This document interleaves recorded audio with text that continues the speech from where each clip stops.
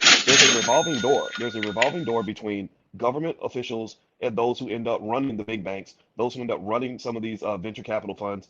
There's a revolving door between people that establish the regulations and are literally sitting on the boards of banks, 2 months after they leave their government post. Frank, I think it's Barney Frank, I think that's his name, who created the Dodd-Frank Act. The Dodd-Frank Act is one of the most significant and impactful pieces of banking legislation in the last 50 years, so I would say. And Barney Frank was on the board of one of the banks that literally was failing. I want to say it was Signature Bank. I'm not kidding. Like literally, you literally have, these are it's like when my daddy was a cop and a cop would go and become a security guard after he retired from the police force. You don't think that security guard still has friends he can call on the police force? If a cop leaves the department and becomes a private detective, you don't think there's a benefit to having a private detective that used to be a cop? You don't think he has connections in the police department?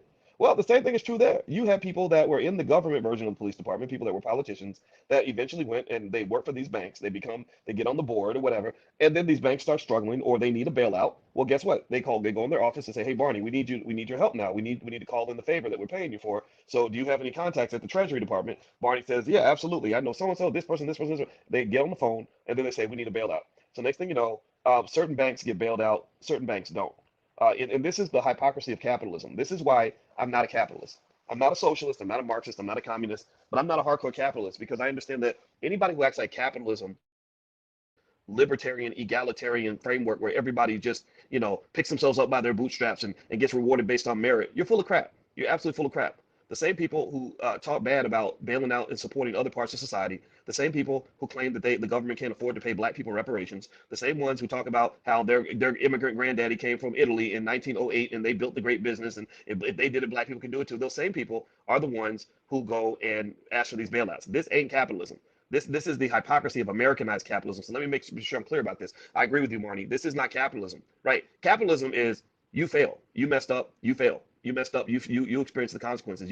Capitalism is, oh well, sorry, I guess you shouldn't have took that risk, right? That's capitalism. So let's just be clear. You're right. That is elitism. That is Americanized capitalism. It reminds me of like when I went to China and I was in China. I taught finance in China years ago. I taught Chinese students. They were the best students I ever had. I love teaching those students. And I learned a lot about powernomics, how powernomics is done in China. They operate in groups.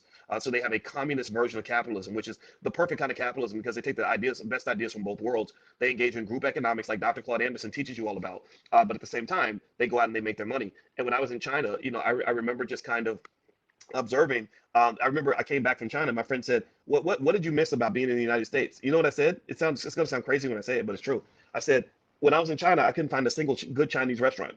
I couldn't find it. Now think about this. How in the world is it that I went to China and I'm in China for all that time and they pay me a boatload of money to teach that class and teach those students in China? I was there the entire time and I said I couldn't find a single Chinese restaurant in China that I enjoyed.